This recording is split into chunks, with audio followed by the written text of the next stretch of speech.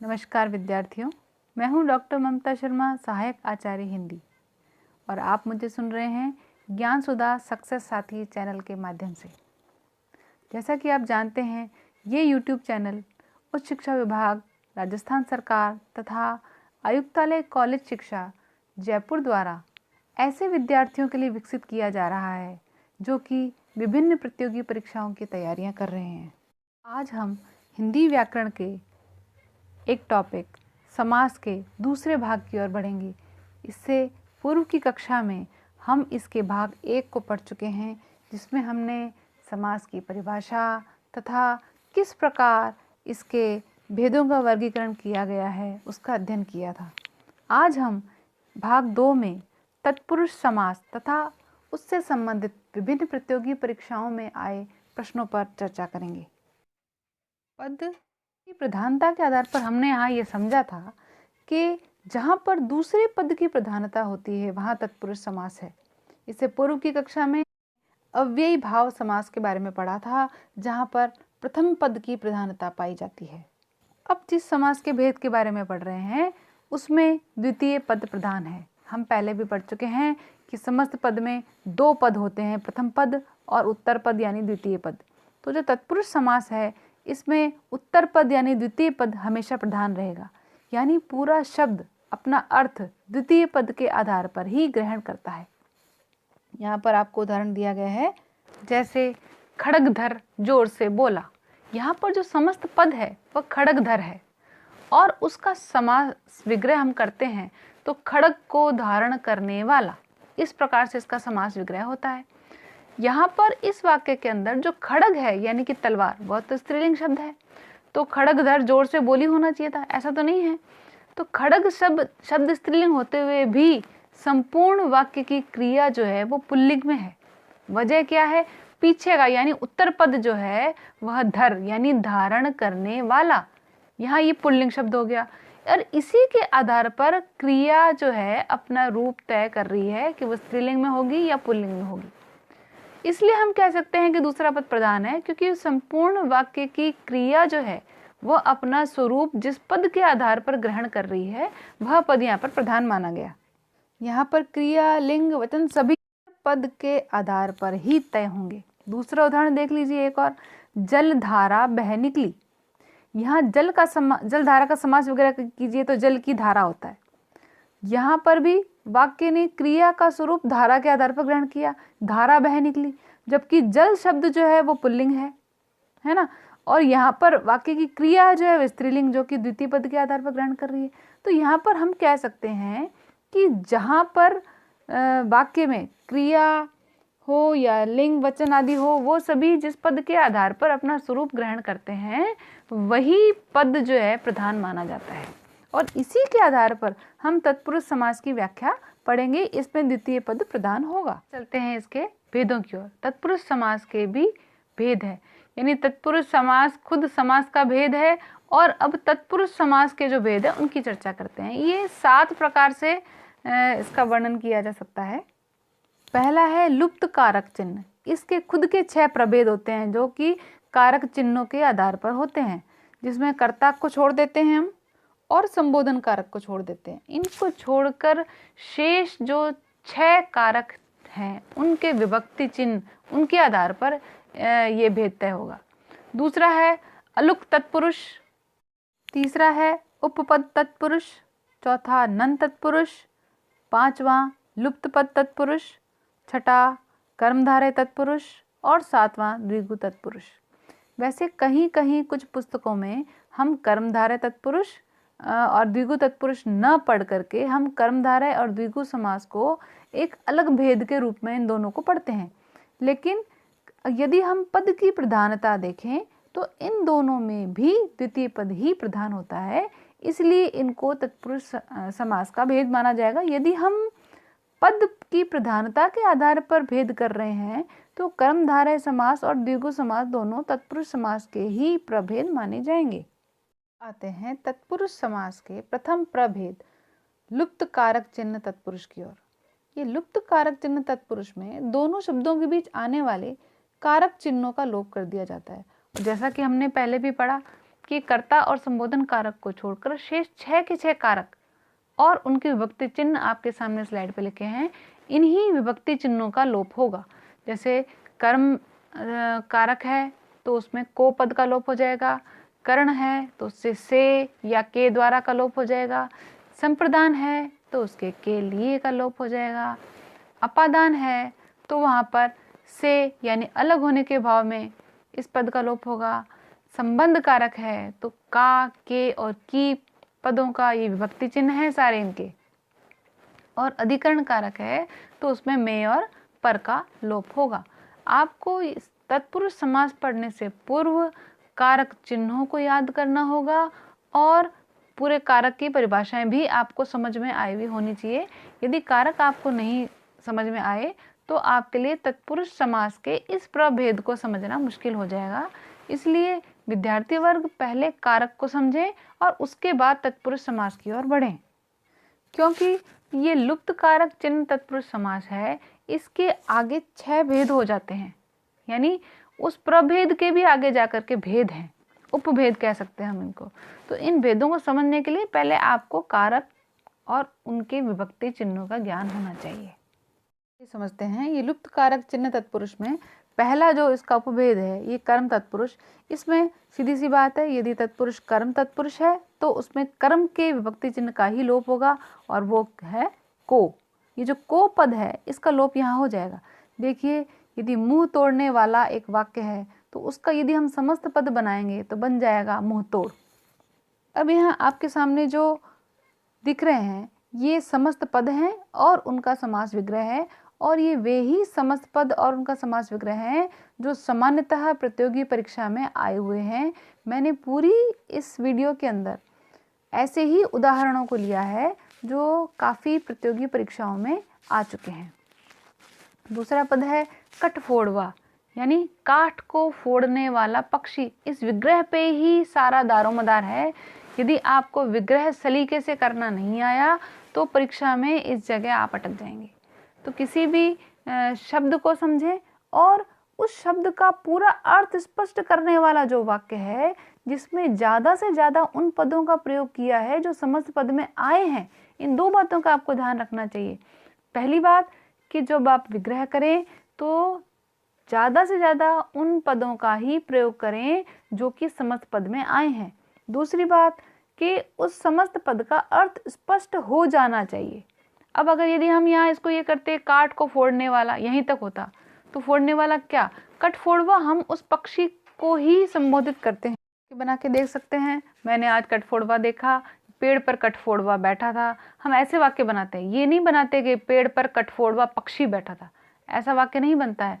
तो आप थोड़ा सा गौर कीजिए, जब भी विग्रह करें तो उस पद का अर्थ स्पष्ट हो जाना चाहिए।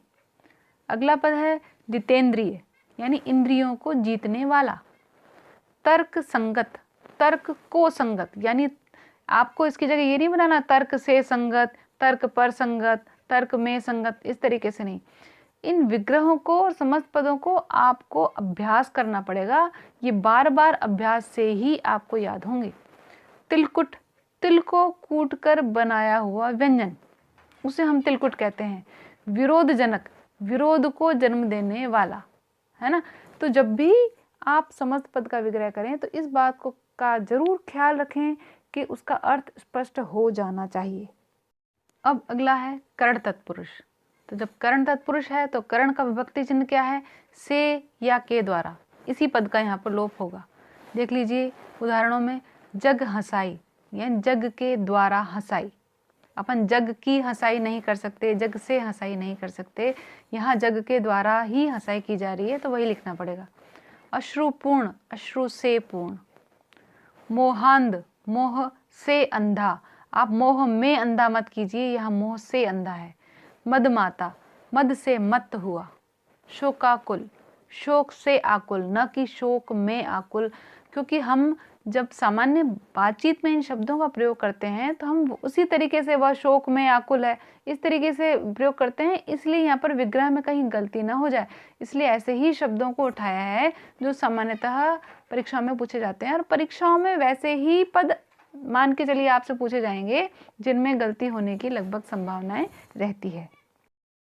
अगला तत्पुरुष है संप्रदान तत्पुरुष। इसमें संप्रदान का जो विभक्ति चिन्ह है के लिए, उसी का लोप होगा।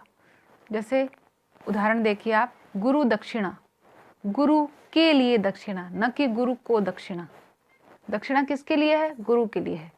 रसोई घर, घर किसके लिए है? रसोई बनाने के लिए। रसोई मतलब खान पान बनाने की जो सामग्री होती है उसे रसोई कहते हैं। रसोई के लिए घर।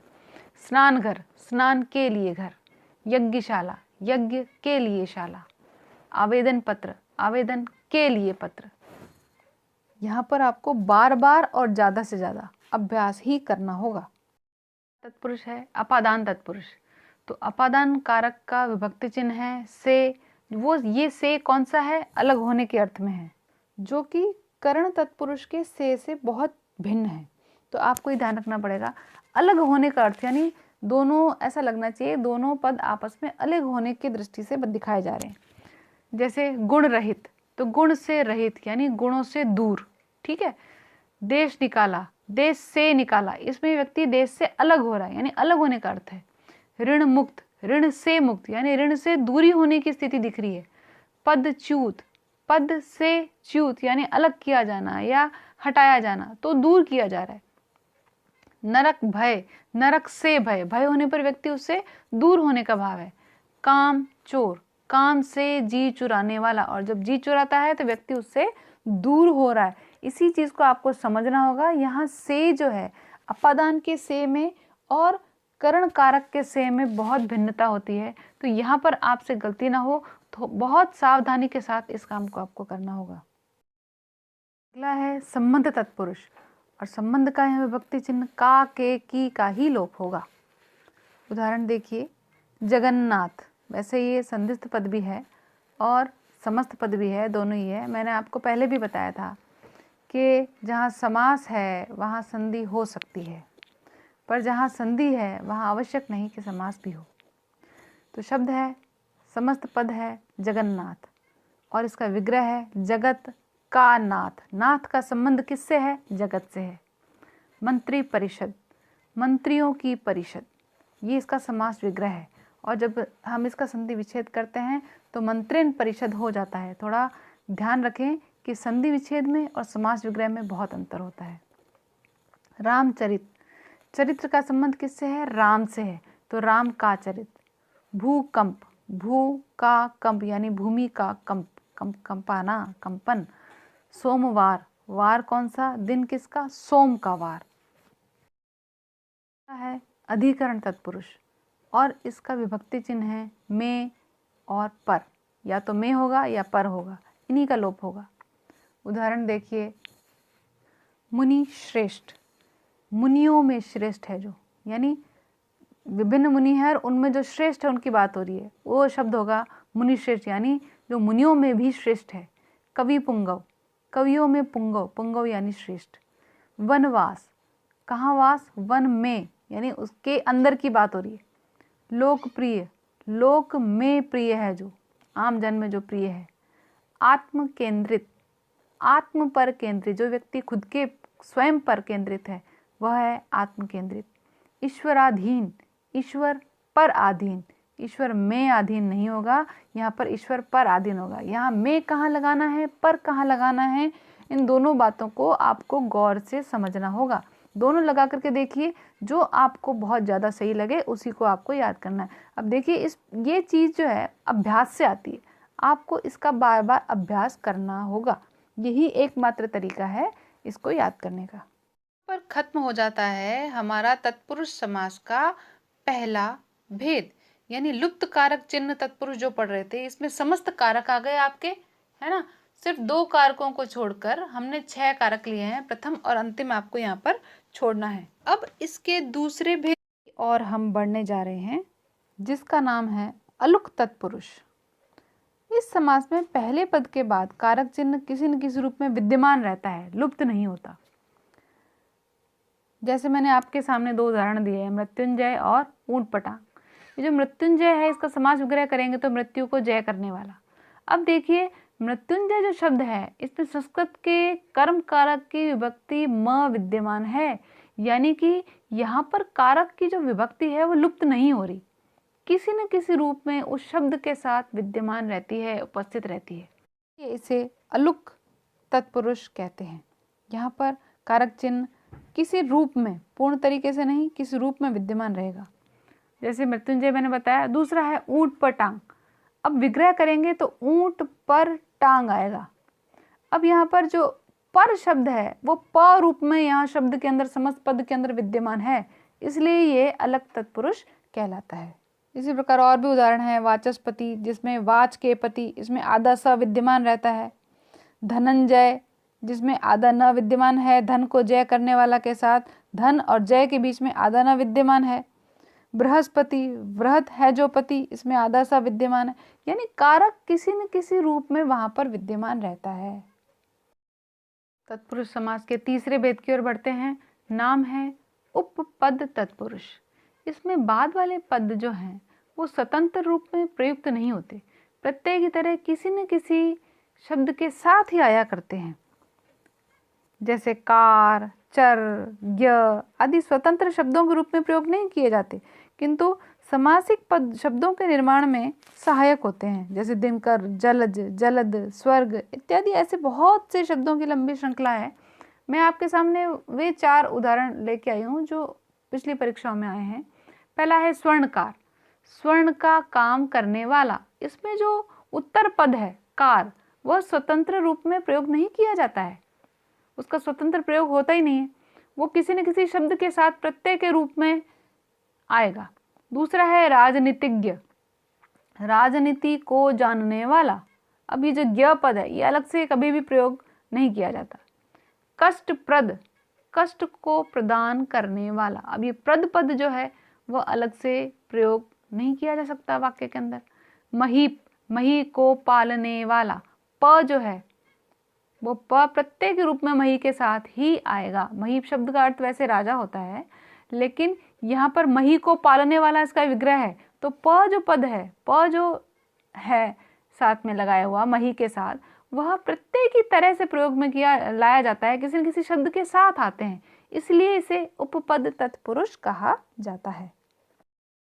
अगला जो इसका भेद है वह है नन तत्पुरुष। नन तत्पुरुष समास में संस्कृत में ज़्यादातर ये प्रयोग में लिया जाता है। संस्कृत में निषेध के अर्थ में पूर्व पद में न या अन लगाया जाता है और इस प्रकार से एक पद बनाया जाता है जो समस्त पद तैयार होता है वह निषेध का अर्थ देता है। उदाहरणों से स्पष्ट हो जाएगा। शब्द देखिए, अनदेखा, न देखा हुआ। अप्रिय, न प्रिय, आप उसको यहाँ पर ऐसे लिखेंगे जो प्रिय न हो। अनंत, न अंत। असंभव, जो संभव न हो यानी न संभव। नापसंद, न पसंद यानी जो पसंद न हो। तो आपको इसमें आगे बस करना इतना ही है कि विग्रह करते समय आपको न लगाना। वैसे आज तक परीक्षा में इसके बहुत कम उदाहरण पूछे गए हैं, लेकिन फिर भी भेद के रूप में यहाँ पर इसका वर्णन करना अनिवार्य था, इसलिए किया जा रहा है। अब आगे चलते हैं। लुप्त पद तत्पुरुष। इसमें कारक चिन्ह की जगह पूरा का पूरा वाक्यांश ही लुप्त हो जाएगा। देखिए, हम जब इसके उदाहरण देखेंगे तो आपको पता चलेगा कि सिर्फ कारक चिन्ह नहीं बल्कि पूरा पद के पद ही लुप्त कर दिए जाते हैं इसके अंदर। जैसे रेलगाड़ी, रेल पर चलने वाली गाड़ी। अब पर चलने वाली पूरा का पूरा पद ही यहाँ पर लुप्त हो जाता है। मालगाड़ी, माल को ढोने वाली गाड़ी। अब माल और गाड़ी के बीच में पूरा वाक्यांश आ रहा है को ढोने वाली, इस पूरे को लुप्त कर दिया जाएगा। मधुमक्खी, मधु एकत्र करने वाली मक्खी। जलकुंभी, जल में उत्पन्न होने वाली खुंबी। इसी प्रकार अनेक शब्द है। जेब घड़ी, जेब में रखने वाली या रखी जाने वाली घड़ी। स्वर्ण हार हो गया तो स्वर्ण से बना हुआ हार। पकौड़ी शब्द हो गया, पकी हुई बड़ी। तो बीच के पूरे पद ही यहाँ पर लुप्त हो रहे हैं, इसलिए इसे लुप्त पद तत्पुरुष कहा जाता है। अगला जो अपना भेद है वह है कर्मधारय तत्पुरुष समास। वैसे तो कर्मधारय समास को तत्पुरुष समास से स्वतंत्र करके भी पढ़ा जाता है, किंतु यदि आप भाषिक संरचना में देखें तो कर्मधारय समास में भी दूसरे पद का अर्थ ही प्रधान होता है। इस लिहाज से यह तत्पुरुष समास का ही एक प्रभेद या उपभेद कहलाएगा। इसमें प्रथम पद विशेषण या उपमान जिसके द्वारा उपमा दी जाए और दूसरा पद विशेष्य या उपमेय होता है। यद्यपि इसके पद तो आगे पीछे होते रहते हैं, परंतु विशेषण विशेष्य या उपमान उपमेय का जो संबंध होता है वह बना रहता है। उदाहरण देखिए, मंद बुद्धि, मंद है जिसकी बुद्धि, इसका विग्रह आप इस तरीके से कतई न करें, मंद है जो बुद्धि। बहुत से विद्यार्थी इस तरह की गलती कर चुके हैं, आरपीएससी इसको नहीं मानती। इसका विग्रह मंद है जिसकी बुद्धि ही होगा। काली मिर्च, काली है जो मिर्च। सन्मार्ग, सत है जो मार्ग। राजर्षि, जो राजा है जो ऋषि है। महर्षि, महान है जो ऋषि। अब वहाँ पर अपन राजा है जो ऋषि नहीं कर सकते हैं, है ना। दोनों शब्द साथ साथ मैंने इसलिए लिखे हैं कि दोनों काफ़ी मिलते जुलते हैं, लेकिन विग्रह बिल्कुल अलग है। राजर्षि का विग्रह है जो राजा है जो ऋषि है। महर्षि का है महान है जो ऋषि। इसी प्रकार यदि देवर्षि होता तो जो देव है जो ऋषि है, इस प्रकार उसका विग्रह होता। तो ये राजर्षि, देवर्षि, महर्षि, ये तीन शब्द ऐसे हैं जो बहुत बार पूछे गए हैं। अगला पद है दीर्घायु, दीर्घ है जिसकी आयु, न कि दीर्घ है जो आयु। अब इसमें कई पद ऐसे भी आते हैं जिसमें पदों का स्थान बदलने पर अर्थ नहीं बदलता, जैसे कमल नयन कह लीजिए या नयन कमल कह लीजिए। दोनों पदों का आपस में संबंध जो है उपमेय उपमान या विशेषण विशेष्य का रहना चाहिए। ये ज़रूरी नहीं है कि प्रथम पद प्रदान हमें करना है या द्वितीय पद प्रदान करना है तो हम उसको पीछे रखें। तो आपको यहाँ पर ये भी गौर में रखना होगा कि हमें यहाँ आपस में दोनों पदों का जो संबंध है उसको गौर करना है, न कि उस पद के स्थान को। अगला हमारा जो भेद है वह है द्विगु तत्पुरुष समास। इसमें प्रथम पद संख्यावाची और पूरा पद जो है वो समाहार यानी समूह का बोध कराने वाला होता है। वैसे तो यह भी कर्मधारय तत्पुरुष की तरह पृथक भेद के रूप में पढ़ा जाता है, परंतु यदि यहाँ पर आप गौर से देखेंगे तो प्रथम पद संख्यावाची है और संख्यावाची होने के कारण वह विशेषण है।